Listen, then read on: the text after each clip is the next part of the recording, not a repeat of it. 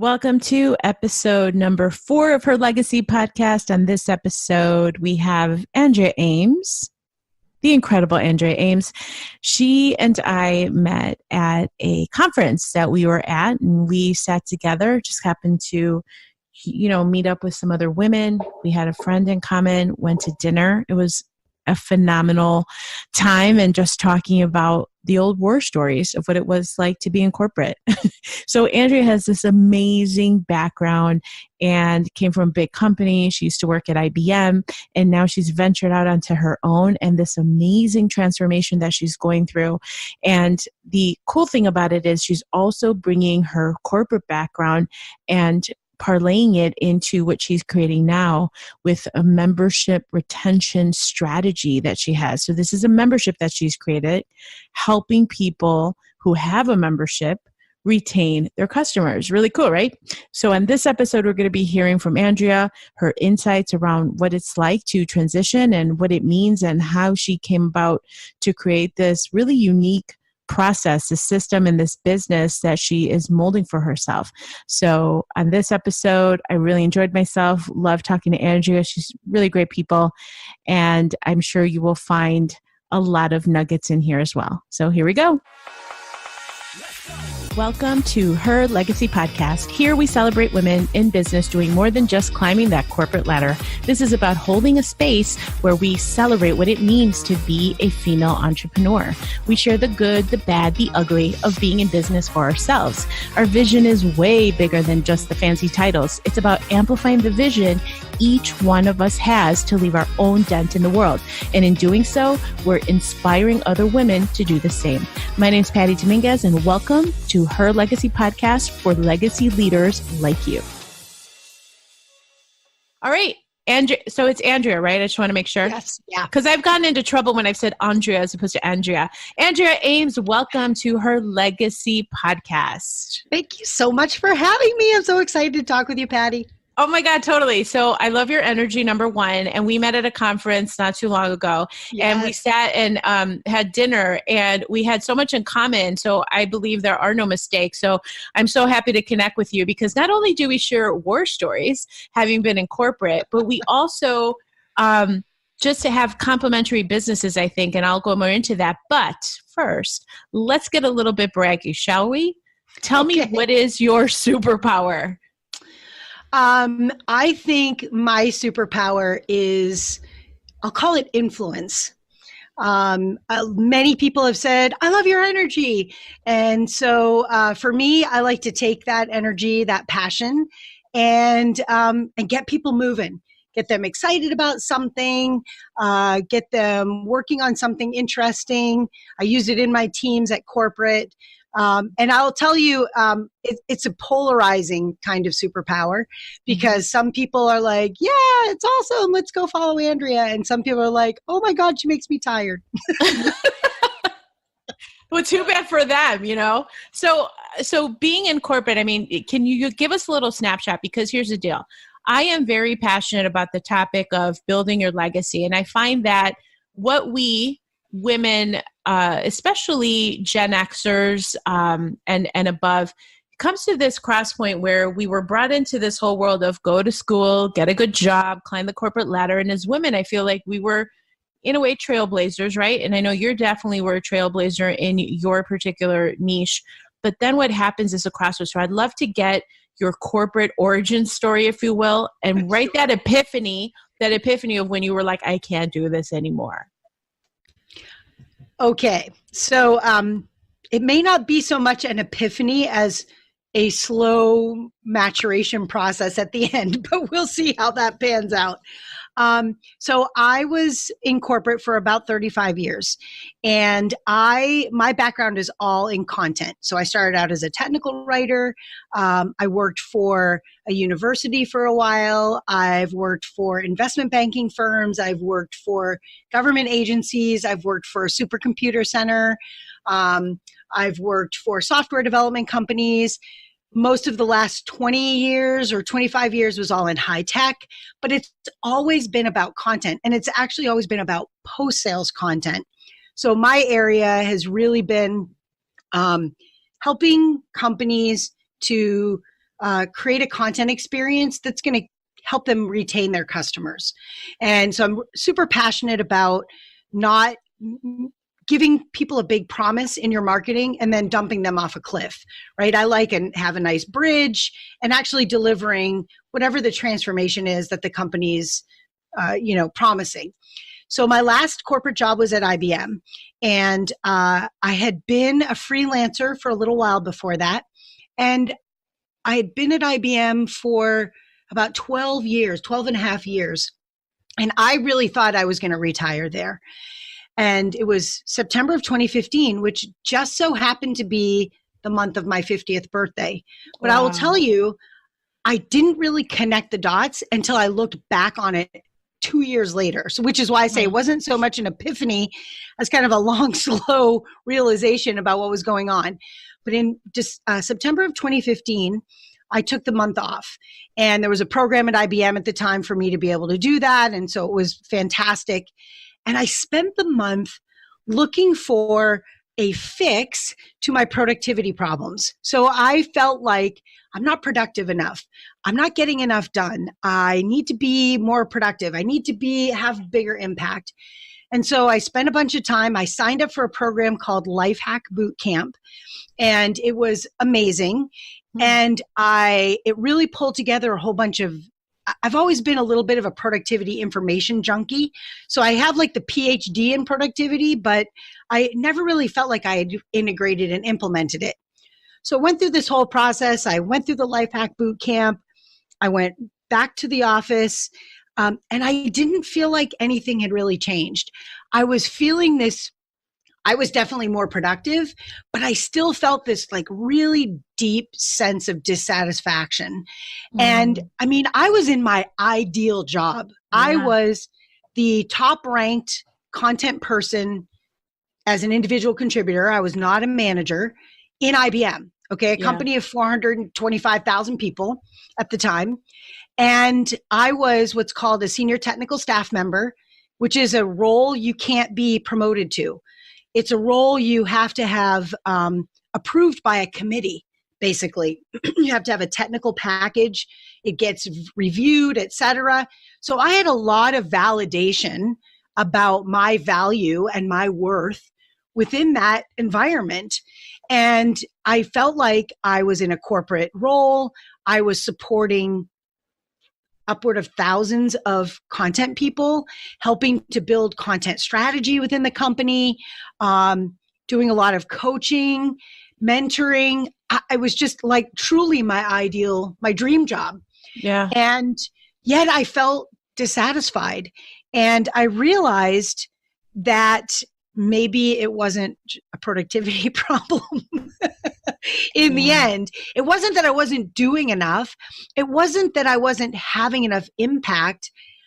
I was just kind of done with the environment. And in fact, I didn't even realize that until I was outside the company. So in 2016, IBM started to call people back to physical corporate locations, geographical locations. And since July or August of 2010, I'd been working remotely from my home in Maine. So I started IBM at Silicon Valley Lab in Silicon Valley, San Jose, California. But I had moved back to Maine. My stepmom was sick. I really wanted to be here for her. And it was great. I loved working remotely. There were still some people toward the end who didn't know that I wasn't in California anymore because I'd never actually met them. I worked with people all over the world. So they didn't know if I was in Maine or California or Timbuktu. And I loved what I was doing. I loved being remote. And IBM decided that it was better for folks to be co-located. So I knew, since I was permanently remote, that there was an excellent chance that I would be asked to move. And so I started kind of putting some feelers out, talking to some folks in other companies about changing jobs. And, I went through about 6 or 8 months of Simon Sinek's Start With Why book, going through his course. And I look back on it now and I recognize this mid-career crisis thing going on, that I, in the midst of it, had no idea what I was going through. But I really started I think more than discover what my why was and what I was really meant to do in the world, I needed to validate it. And because I knew, I mean, it's kind of frightening actually how deep seated a knowledge I had about like what my gifts are. I want people to be successful. I love seeing people grow and be successful, and in just about anything I've ever done. So I'm a beekeeper, I'm a quilter, I'm a content person. I'm a scuba diver as a hobby, a kayaker, like, and in all these things, I've run a couple of half marathons. So I do like all kinds of things. And I'll tell you, I sit down with someone at a conference or whatever, and we'll start talking about something, and we'll get on my dogs, for example. We'll start talking about my dogs, and I'll say, oh yeah, and I do this and I do that. And we start talking about like, what are the best way to train dogs and how I'm excited to like give them tips, tell them what's worked for me, listen to the issue. I'm not a professional dog trainer, but I have some experience in it. This person's interested in it. I love to share that knowledge, right? I'm kind of a teacher in my DNA to a large degree.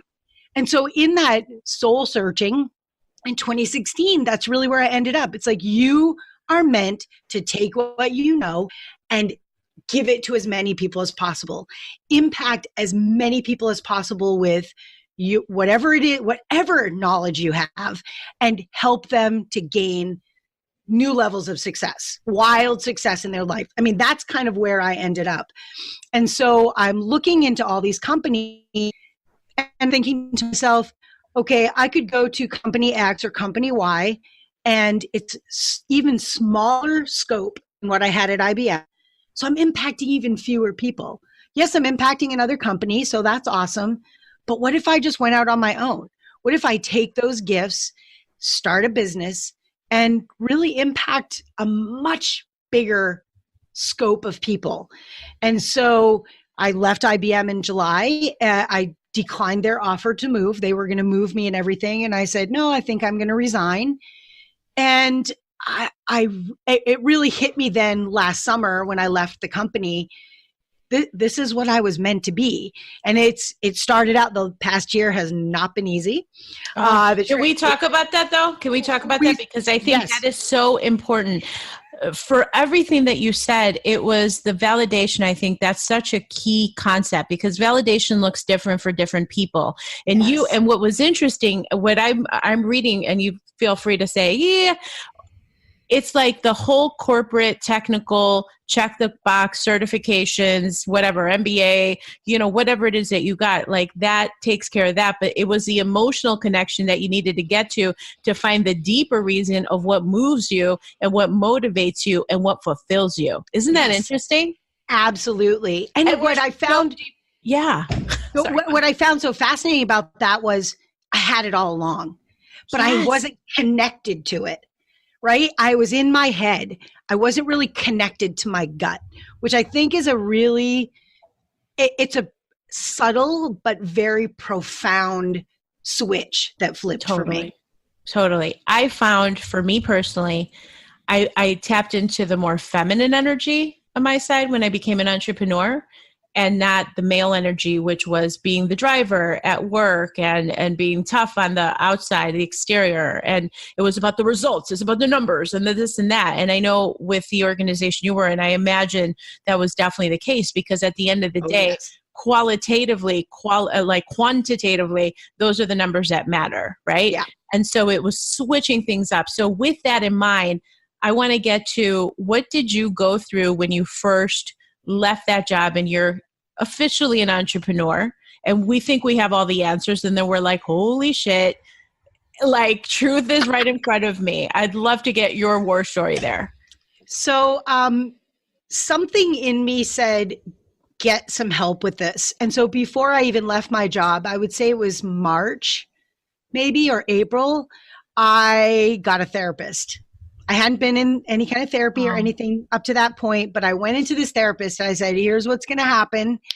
And I realized that for the last couple of years, I cannot get out of my own way. So this was kind of where the productivity thing was happening. I was unfulfilled. I didn't feel good about my job at IBM. And so I I felt like I wasn't productive, but really what was happening was that there was some mental thing going on that wouldn't let me progress because I was in the wrong place. So I went into it. I said, I can't get out of my own way. I'm not getting things done the way I used to. I need help with this because I'm going to be leaving my job. And if I can't get myself together in my corporate environment where I have meetings, I have structure, I have all these things around me that are actually helping me to deliver, what's going to happen when like there's nothing going on? I can get up every day and do nothing because I'm in business for myself. I get to call the shots. And I am a super structured person. So I wasn't so much afraid that I wouldn't put structure in place for myself because I did, but I was really afraid of like, what if I don't do the things I need to do? And what's interesting is that was exactly the right thing to be afraid of for all the wrong reasons. Like the reasons I had were not the right reasons why that was going to happen, but it did happen. So I get out on my own and I will cut myself a little bit of a break. I tend to be pretty hard on myself, but I was at IBM for 15 and a half years. I was totally driven, as you were saying, and I suspect I was pretty burnt out. Along with everything else. And so I decided I'm leaving mid-July. What if I take the rest of the summer off? Like I just give myself a break, 6 weeks. And the beginning of September, I had a conference scheduled and then I'll jump back in and then I'll work on my business and so on. And I thought, yes, and I'll spend the 6 weeks creating content and getting ahead of things in content marketing and blah, blah, blah. No, none of that happened. But I did take a break, which was good. And, what's interesting is the last week of July, so I'd been on my break for 7 days or something, 10 days, my mom got sick. And she had congestive heart failure, unbeknownst to us. And it was very, very serious. And my sister and I ended up spending about 5 days in the hospital with her. She's great now. She's better than she was before. In fact, her heart's more healthy. But she was very sick until the end of September. So I had given myself a break, and yet I had to spend this time with my mom. And not that I begrudged the time with her, but I felt like, am I really getting a break? And I thought, you know what? I think this is the universe saying, you need a bigger break than 6 weeks. Yes. You need 10 weeks, right? You need to be there for your mom. You need to be taking this time. That's what you're here for. And I was so grateful that I had put that time aside, because then I didn't feel the pressure of, oh my God, I'm not making money. I'm not creating content. I'm not doing all these things that need to be done. So all during that time, I'm seeing my therapist and I'm basically saying, and I can't get started. I can't get started. And she's saying, what would it look like to just not do anything? And maybe that's really what you need right now. Absolutely. And so I spent the time, that first 6 months, pretty much doing nothing. And I had some consulting clients because I'm fairly well known in my industry. And so some people heard I was going out on my own and immediately were like, come and help us. So that was great. I didn't have to market myself. I didn't really have to do much. So I had a little bit of income. I did some consulting projects, but I realized I don't like to sell. And I think mostly it was, I don't like to sell to people I know. It was really weird. Like, I know this industry. I was president of my professional association. Like, I'm really well known. I talk to these people. I go to conferences. I know them individually. And now I've got to sell something to them. And that felt super weird. And I also realized I had been giving away what I was now selling for 30 years. I had been sitting down, I'd give a presentation at a conference. Especially, I love doing them at the end of the day because I can say, well, we got to clear out of the room, but let's go to the bar so we can keep talking. And I would sit down with 1 or 2 or 5 people. Usually it was a small group. And they would tell me what was going on and say, I really liked when you said this because I've got this problem at work. And I would help them. I would sit and do hours of free consulting in the bar. I mean, because I love to help them. I was very called to help them with their problems. And I see problems and I can't help myself. So I felt like I've been giving this away for 15 and a half years from IBM and even longer before that. And these are my friends, right? My friendly colleagues. And so now I'm going to say, hey, come join my coaching program for hundreds of dollars or whatever, thousands of dollars. It just felt really weird. So I had a lot of things going on mentally that made it really hard. And as you were saying, I left my job saying, I'm at the top of my game, baby, right? I am smart. I've been in business for a long time. I know all the things. In fact, I had started taking some courses online, signing up for courses on online marketing and so on, because I was interested in it for a variety of reasons, even before I knew I was leaving IBM. I mean, that should have been a signal. But you know, sometimes I'm a little dense and don't really, I don't watch my actions closely enough, clearly. But I was like, I know all the things. I've given myself the online mini MBA.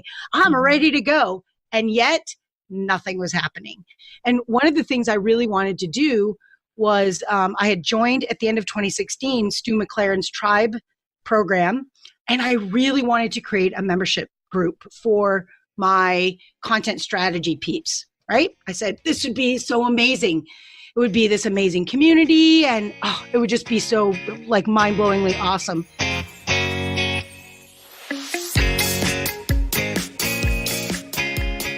Hey there, my legacy leader. Thank you so much for checking out today's show. We're about halfway done, but I wanted to give you the opportunity to engage further as this episode incites some creativity in you. If you're interested in leaving your own dent in the world, leaving your legacy, I have a very special 3-part video series for you. It's what I call the Business Trinity. And as solopreneurs, we are looking to create a sustainable business. And what I have found is 3 distinct pillars to make it happen. So I'm sharing that with you, absolutely complimentary. Head on over to businesstrinity.com. Again, businesstrinity.com.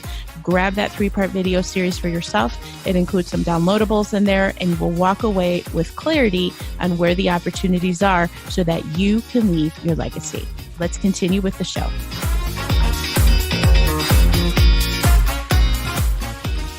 And yet here I was, December of 2017, nada. You know, I'd been to Tribe Live. I had gotten all jazzed up. 6 months later, nada. So going into 2018, felt was starting to get very hard on myself. What's wrong with you? You can't get out of your own way. All the stuff. And I had I belonged to a mastermind, and one of my hot seat calls, I said, okay, here's the deal. I'm having a really hard time getting out of my own way. Clearly, I'm not the best salesperson, or at least in my head, I can't sell. So how do you guys deal with mindset stuff? And I got this big list of stuff, some Tony Robbins stuff, a book called Thou Shalt Prosper, and all this stuff. And I started reading it. And at the time, I also got, I remembered hearing an Amy Porterfield podcast episode with James Wedmore.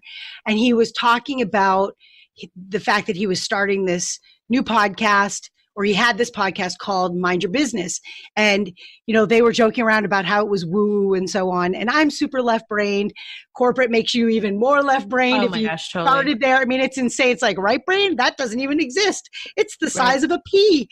Yeah. And so I was like, oh, I'm not woo-woo. So I never went and listened to it. But at the beginning of this year, I did. I think it was maybe February or March. I sat down. I went back to the beginning. Some of it was way out there for me. It was so far outside my experience. I just had a really hard time grasping it. But I'm like, you know what? There's so much here that he's saying that resonates so much with me.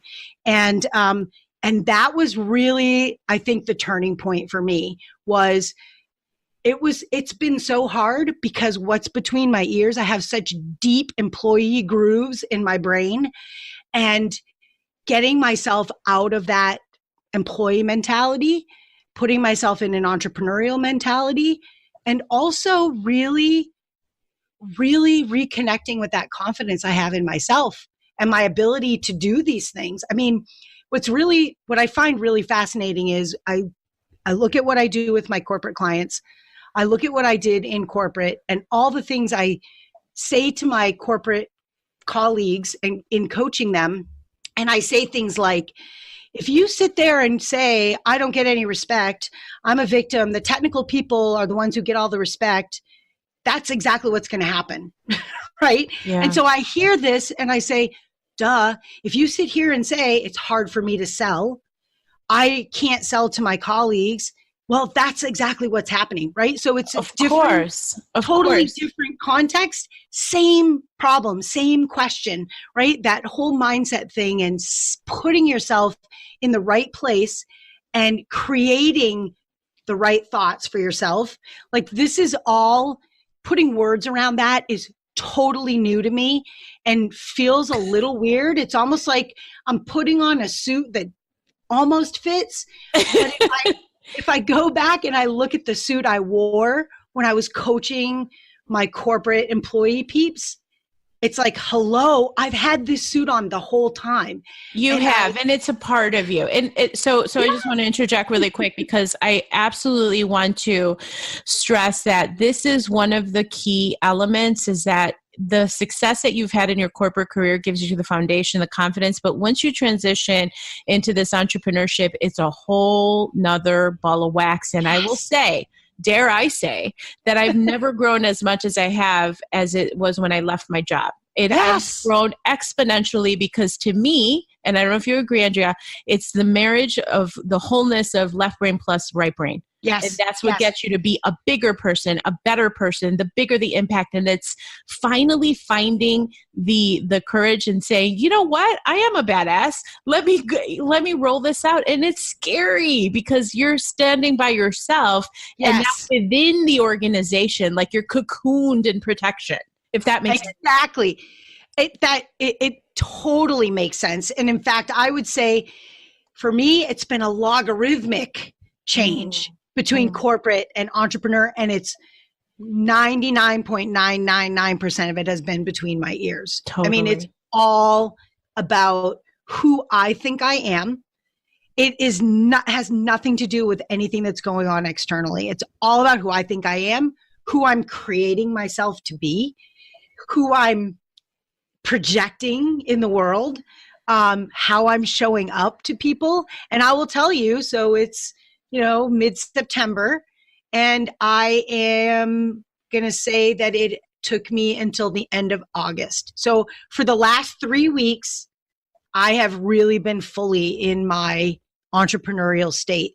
I love it. That's how long it took. So and it's okay. You got to give yourself permission and be kind to yourself. You know what I mean? And that there is no timeline. It's your timeline, whatever it is you want it to be. But because of it, you're so much richer in your experience and you can help other people since you love helping. Okay, so I want to transition because I want to hear about your program, Member Keeper. So you've been doing some corporate consulting and now you're transitioning to serve fellow entrepreneurs, which I love that 100%. So tell me more about what Member Keepers is all about.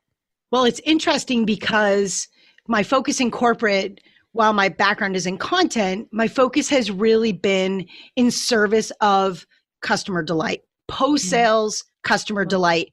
And I think there's value in that, not only for your customer, but there's value for that in your business as well. In other words, the more delightful your customer is, the more delighted your customer is, and they're probably delightful as well because we all are awesome. So we attract the delightful customers. But the more delighted they are, the more success they're having, the more progress they're making, the better transformation they're getting, then the more likely they are to refer people to you. So that's revenue for you. The more likely they are to agree to be a case study or to give you testimonials. So there's all this, Stu McLaren calls it the circle of awesomeness. It's this virtuous cycle, and it comes from really paying attention to what happens after they give you their credit card or they pay on a PO or whatever. I mean, it works just as well in corporate as it does in an entrepreneurial state. So my program, Member Keepers, is focused on people who are creating or have created membership groups. And I focused on them because I realized that the way I took care of my corporate community inside my IBM was really a membership group. I had regular one-on-one meetings, group meetings, I had regular Q&As. I delivered regular content. Nobody was paying me directly. Those people were not direct clients. I mean, IBM was paying all of us to be there, but I was essentially hosting a membership group. And I thought, wow, I've been doing this for like close to 15 years. And so I thought these folks really speak to me. And I think I can really help them, especially when I attended Tribe Live last year and this year in 2017 and 2018. And the two biggest concerns I heard from people were around them feeling overwhelmed with their content and their customers feeling overwhelmed with their content. Since most membership sites are information based, that's the product, right? And if your customers are coming in and they're getting overwhelmed, they're leaving. So there goes your recurring revenue. You know, there goes your opportunity to make this a customer that's engaged, that's getting impact from your program, that's successful, and that will then close the loop on that virtuous cycle and give you testimonials, referrals, et cetera. So Member Keepers is about helping people with their membership product after the sale. So I don't talk about marketing, except how you can use that after the sale relationship with your customer to kick off your next marketing cycle or to feed into marketing and sales. But it's really about, like, how do you help that person, right? I'm called to help people. I want to help people help people. So all getting very meta. Yeah. Well, I think that's really the most important thing, right? Are you delivering on that transformation? Well, and oh my gosh, so good, because people think, oh, I got them to buy, and then that's it. They think the sale is done. And it's like, that's the beginning of the real opportunity to continue the engagement, to build the trust, to more importantly, build a community, because people will come for the content, but they're going to stay for the community. Exactly. That's brilliant. That's so smart. And so you're preparing for your launch, and have you had any beta or any experiences with people taking advantage of that content so far? So this will be scary for your entrepreneurial folks. I have no content. So this is my beta launch that's coming up here in a week or two. And I have 35 years of corporate experience, 35 years of content that's scaled for corporate from my consulting and so on. But I don't have any content that's really specifically scaled for entrepreneurs. And so what I'm doing in my beta is I am going to do a lot of person-to-person interaction. So I'm going to do some laser coaching. I'm going to do a lot of Q&As. So my beta members are going to see probably more of me than the folks who will come later, because what I'm really trying to figure out is, what do you need? What do you want? What are the problems you're facing today? Let's talk about it a little bit. Let me try this on. How does that work for you? Okay, let me explain it a different way. And so as I refine the conversation I'm having with those folks, I can also then reach into my little corporate bag of tricks, pull out the answers, and then create tools and cheat sheets and training and so on that's very specific to the entrepreneur membership site owner. And that's what I want to do, is not take my content as if it's one size fits all, but I want to really deeply understand what my beta members need. And I want to make that content extremely custom to that group of people and then expand on that. So that's my plan. I love that relationship building of getting to know people and really understanding what their problems are and sort of working out the solution together. And so I think that's what the rest of this year is going to be focused on in my membership group. Oh, that's so smart. And I love the fact that you're being ballsy. You're just getting out there and saying, okay, well, let me find this proof of concept.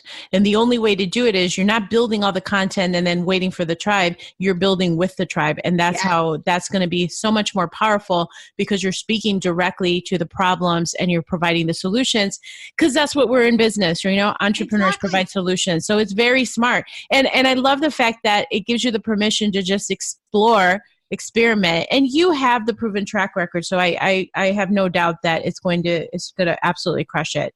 And as you're going through those iterations, you're just going to really develop something really robust and relevant. So I love that. I'm super excited about it. I can only imagine. All right. So tell me, what's a personal development or growth habit that you have? When I was in corporate, I like to put something new in my portfolio every year. So as a person in content, portfolio is something you have along with your resume to actually get another job if you change jobs and so on.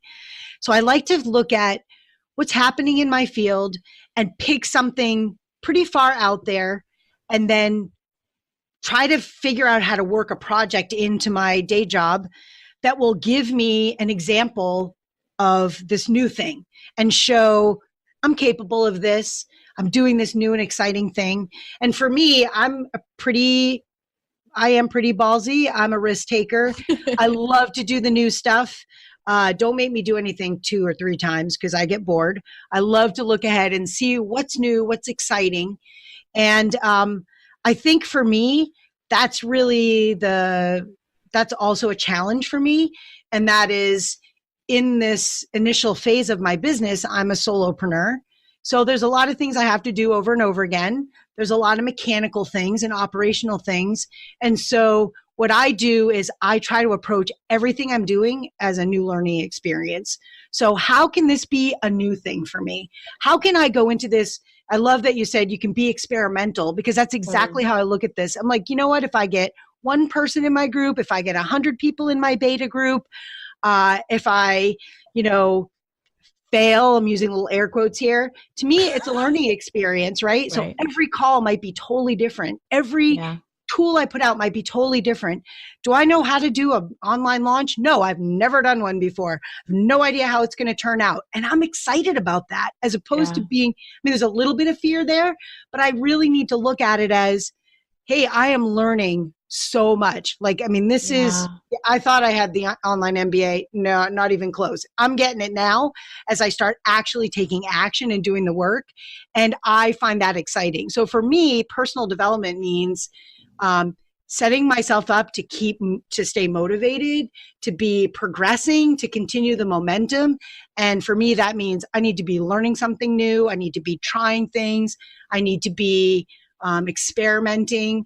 And so I try to look at these projects I don't really like keeping my books and so on. Oh, I get a chance to learn Quicken or whatever, right? And some people may think, ugh, why would you want to do that? Well, you know what? Now I know Quicken and I can talk more intelligently to my accountant, and that gets me jazzed.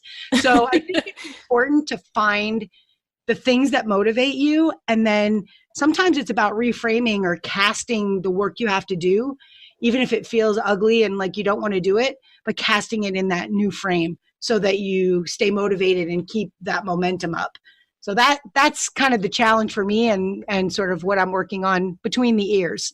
Perfect. Okay. And if your life were a song, or pick a song that represents your life, what is that song? The first thing that popped into my head was Journey's Don't Stop Believin'. Yes, so I'm just going to have to go with that. I love it. Great song. I love that song. Every time it comes on, especially I remember when the White Sox won in 95, that was like the theme of the whole year. It's just such a badass song. So I love it.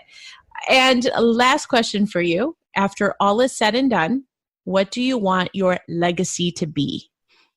Wow. I think I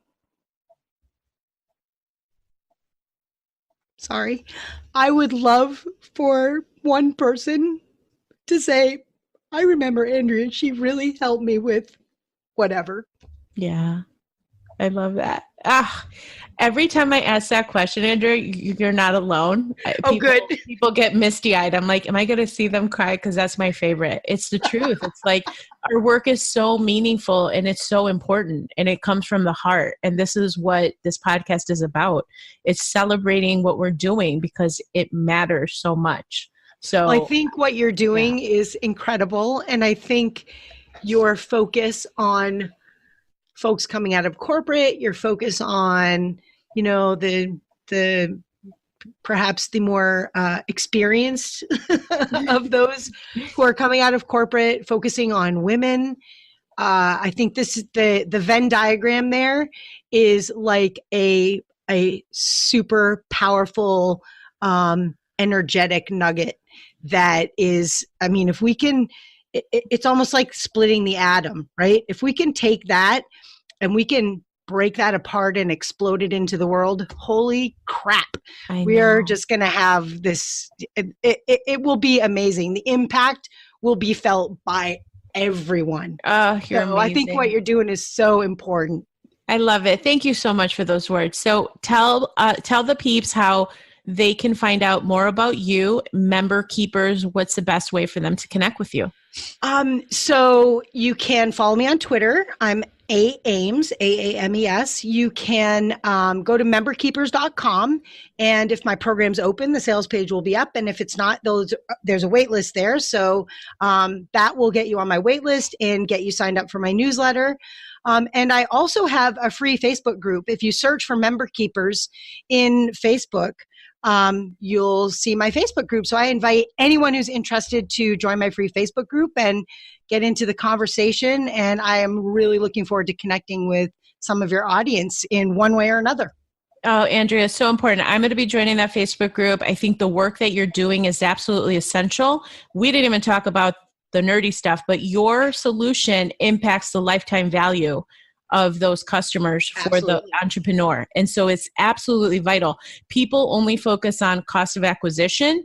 They don't understand LTV, lifetime value. So what your value proposition is very, very important.